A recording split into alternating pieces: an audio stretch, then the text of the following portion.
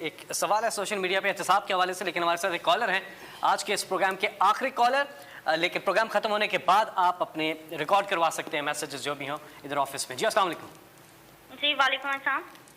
جی کون بات کر رہی ہیں، کہاں سے؟ میں عائشہ بات کر رہی ہوں، میں کوئٹہ سے بلانگ کرتی ہوں، پرائم منسٹر عمران خان صاحب سے بات کرنی۔ جی عائشہ بولیں۔ جی خان صاحب، پہلی بات تو یہ کہ آپ کی عوام آپ سے بہت پیار کرتی ہے، ان کے ایون بچے بھی آپ سے بہت پیار کرتے ہیں۔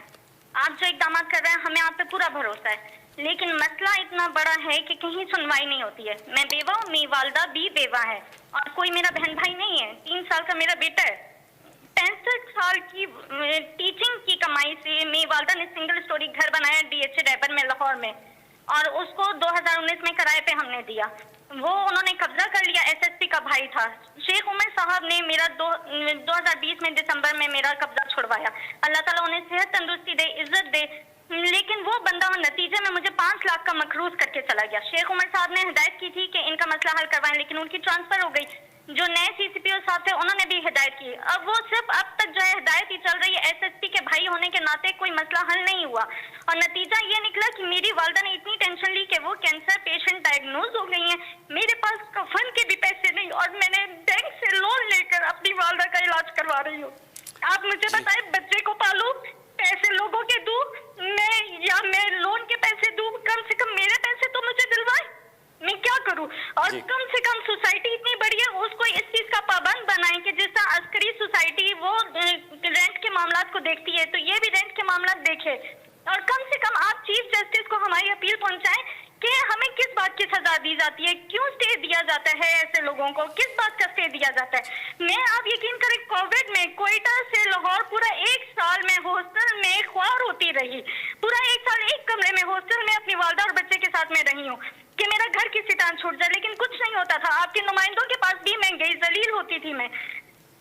جی دیکھیں، یہ میں نے اپنے پچھلے 30 سال میں کتنی دفعہ اس طرح کی کہانیاں سنی ہیں، اور یہ آپ بات ٹھیک کہہ رہی ہیں کہ ہمارا جو سسٹم ہے، جو انصاف کا نظام ہے، وہ آہستہ آہستہ کام کرنا چھوڑ گیا۔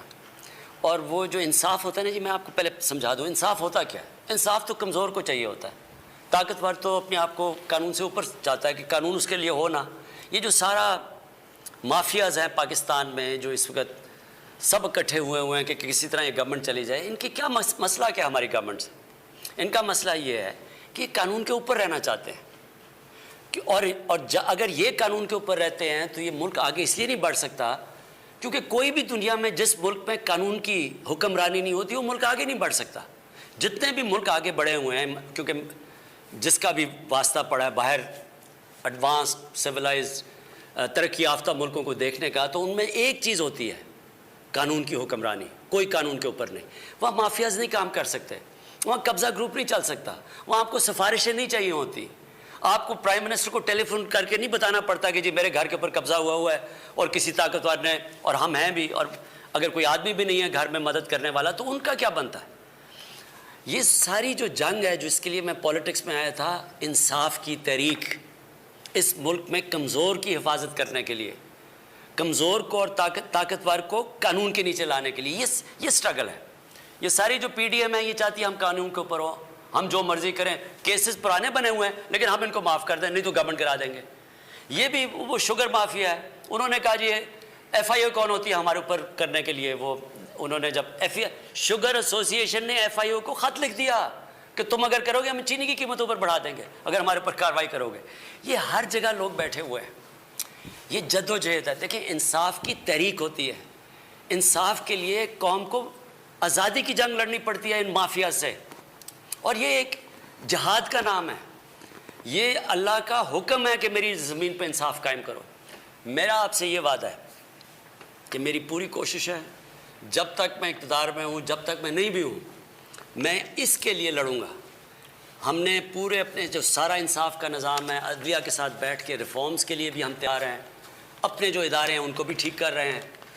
یہ جو اب تک ہمارے آنے سے پہلے نیب کام کر رہی تھی، تو نیب نے کتنے لوگوں کو پکڑا، اور ہمارے صرف 2.5 سالوں میں نیب نے کتنا پیسہ ریکور کیا۔ میں صرف اس لیے آپ کو بتانا چاہتا ہوں کہ اداروں کو جب آپ مضبوط کرتے ہیں، جب آپ ان کو روکتے نہیں ہیں، تو ادارے کتنے بہتر کام کر سکتے ہیں.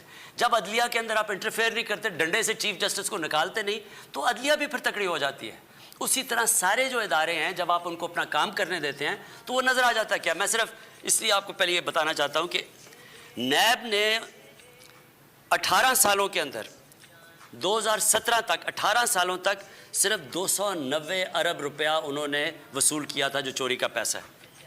ہمارے 2 سالوں کے اندر نیب نے 484 ارب روپیہ ریکور کیا. اینٹی کرپشن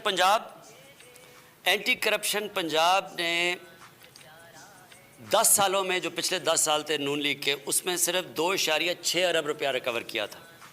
ہمارے 2.5 سالوں کے اندر جو زمین ہی صرف انہوں نے ریکور کیا وہ 218 ارب روپیہ. میں صرف آخر میں آپ کو یہ کہہ رہا ہوں کہ یہ ہے جنگ چل رہی طاقتور کو قانون کے نیچے لانے کے لیے. آپ کی تو انشاءاللہ ہم نے نوٹ کر لیا, ہم پوری آپ کی کریں گے, لیکن سسٹم ایسا ہونا چاہیے کہ آپ کو کمپلین نہ کرنی پڑے, سب کو قانون سے ڈرنا پڑے. اور یہ ایک جہاد کا نام ہے, یہ ہم لڑ رہے ہیں انشاءاللہ. جس طرح جا رہا ہے, جس طرح میں نے آپ کو بتایا کہ یہ طاقتور لوگوں سے پیسے وصول کیے ہیں, یہ کبھی پاکستان میں پہلے نہیں ہوا. اتنے طاقتور لوگ جب جیل میں جا کے پھر دھمکیاں دیتے کہ عمران خان تمہیں بھی ہم دیکھ لیں گے, یہ پہلے کبھی انہوں نے جیلوں کے چکر نہیں لگائے. یہ اس دور میں ہو رہا ہے اور پہلی دفعہ آپ دیکھ رہے ہیں. اور اصل میں یہ چینج یہ ہے کہ طاقتور کے اوپر ہم اڑے ہوئے ہیں کہ ان کو ہم نے قانون کے نیچے لے کے آنا ہے. کسی سے زیادتی نہیں کرنی, کسی کے اوپر غلط کیسز نہیں بنانے, لیکن جو انہوں نے اس ملک سے فراڈ کیے ہیں, چوریاں کی ہیں, ڈاکے مارے ہیں, جرم کیا ہے, ان کو اس جرم کی سزائیں دلوانی. یہ ہم کامیاب ہوتے جائیں گے انشاءاللہ. جیسے ہم کامیاب ہوں گے یہ خود ہی ملک بدلتا جائے گا. یہ جو چھوٹے چھوٹے نیچے قبضہ گروپ بیٹھے, یہ خود ہی ڈر جائیں گے سارے جب انہیں پتہ چلے گا کہ اب کسی کوئی سفارش نہیں چلے گی. یہ قبضہ گروپ اس لیے کامیاب ہو جاتے ہیں کہ ان کو پولیس کی پروٹیکشن مل جاتی ہے, طاقتور کوئی ایم این اے پروٹیکٹ کر لیتا ہے, اس لیے کام کرتے ہیں. لیکن جب ان کو یہ پتہ چلے گا کہ اس ملک میں کسی قسم کی سفارش نہیں چلے گی, انصاف ملے گا, یہ خود ہی ختم ہو جائے گا سارا جو قبضہ گروپ ہے.